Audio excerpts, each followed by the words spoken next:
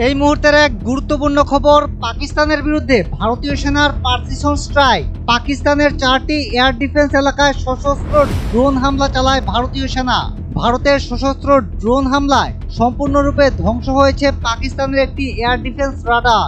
পাকিস্তানের air defence এলাকায় ভারতীয় সেনার সশস্ত্র ড্রোন হামলার দৃশ্য ইতিমধ্যে প্রকাশ করেছে ভারতীয় সেনা। নর্থ ইস্ট আপডেটের পর্দায় আপনারা দেখতে পাচ্ছেন কিভাবে ভারতীয় সেনার প্রেরণ করা সশস্ত্র ড্রোন হামলা চালাচ্ছে পাকিস্তানের একটি এয়ার ডিফেন্স রাডারে।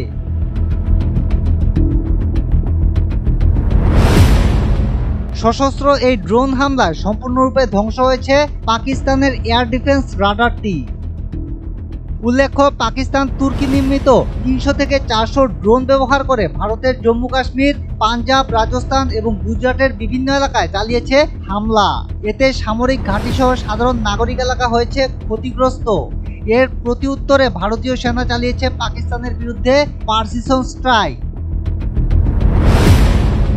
পাকিস্তানের এয়ার ডিফেন্স এলাকায় সশস্ত্র ড্রোন হামলা এবং এয়ার ডিফেন্স রাডার ধ্বংস করার কথা ইতিমধ্যে স্বীকার করেছেন ভারতীয় বায়ুসেনার উইং কমান্ডার ভূমিকা Singh. In response to the Pakistani attack, armed drones were launched at 4 air defense sites in Pakistan. One of the drones was able to destroy an AD radar.